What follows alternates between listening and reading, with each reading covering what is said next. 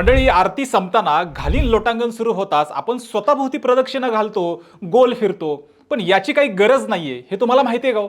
म्हणजे बघा, सध्या गणेशोत्सव हा एक सुरू आहे आणि त्या निमित्ताने सगळ्या देवादिकांच्या आरत्या या मोठ्या भक्तिभावाने आता म्हटल्या जातात. आता यात मग आरती झाल्यावर वेळ येते शेवट करण्याची. त्यावेळी घालीन लोटांगण हे जे पद आपण म्हणतो, तो संत नामदेवांनी लिहिलेला एक अभंग आहे. आता त्यात नामदेवांनी म्हटलेलं आहे की, भगवंता, यदा कदाचित जेव्हा तू आम्हाला भेटशील तेव्हा मी तुझ्या समोर लोटांगण घालेन आणि चरणांना वंदन करेन. एकूण हा भावार्थ लक्षात घेता घालीन लोटांगण हे सगळं चरण सुरू झाल्यावर आणि आरती संपण्यापूर्वी स्वतःभोवती प्रदक्षिणा घालण्याची गरजच नाहीये आणि तसं करण्याबद्दल शास्त्रात कुठेही उल्लेख नाहीये. त्यामुळे आरती सगळी संपेपर्यंत देवाभोवती आणि स्वतःभोवती प्रदक्षिणा कसलीही न घालता आरती पूर्ण करावी आणि नंतर मंत्र पुष्पांजली म्हणून झाल्यावर मंदिराला प्रदक्षिणा घालावी आणि नंतर देवासमोर साष्टांग नमस्कार घालावा असं म्हटलं जातं.